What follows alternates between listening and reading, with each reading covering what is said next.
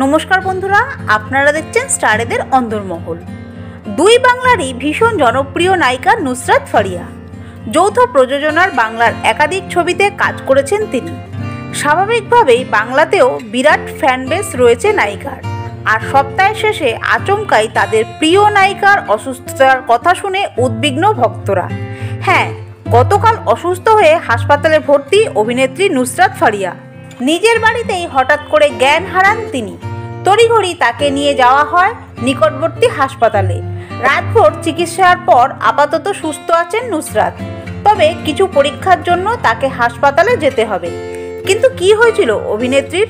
নুসরাতের মা পারভিন আক্তার ওই দেশের সংবাদ মাধ্যমকে জানান, রাতে যে অবস্থায় হাসপাতালে আনা হয়েছিল এখন সেই তুলনায় কিছুটা ভালো আছে।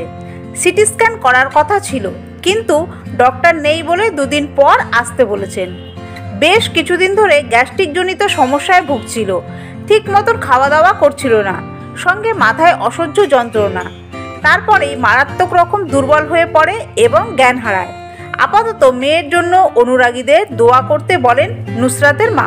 বন্ধুরা, তারকাদের বিষয় এইরকমই খুঁটিনাটি আরও তথ্য পেতে জুড়ে থাকবেন আমাদের চ্যানেলটির সাথে। ধন্যবাদ।